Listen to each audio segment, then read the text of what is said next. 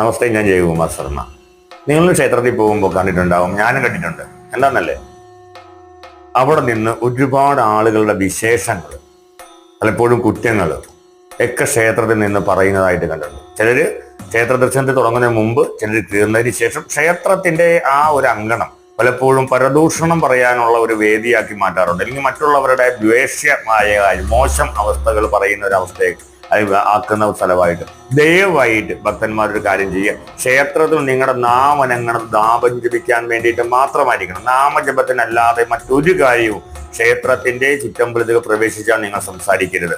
കാരണം നിങ്ങൾ ആരുടെയെങ്കിലും ഒരു കാര്യം പറയുകയാണെന്നുണ്ടെങ്കിൽ, അല്ലെങ്കിൽ നിങ്ങൾ തന്നെ മോശം ഒരവസ്ഥയാണ് പറയുന്നതെങ്കിൽ, തീർച്ചയായിട്ടും അത് നിങ്ങളിൽ വർധനവുണ്ടാകും, നിങ്ങളിലേക്ക് ആകർഷിക്കപ്പെടും. വേറെ ഒരാളുടെ കുറ്റമാണ് പറയുന്നതെങ്കിൽ ആ ഒരു പാപം നിങ്ങൾ അവിടെ വളരെയധികം അനുഭവിക്കേണ്ടി വരും. അതുപോലെ നിങ്ങളുടെ തന്നെ ദുരിതങ്ങളാണെങ്കിൽ അത് വർദ്ധിക്കാനുള്ള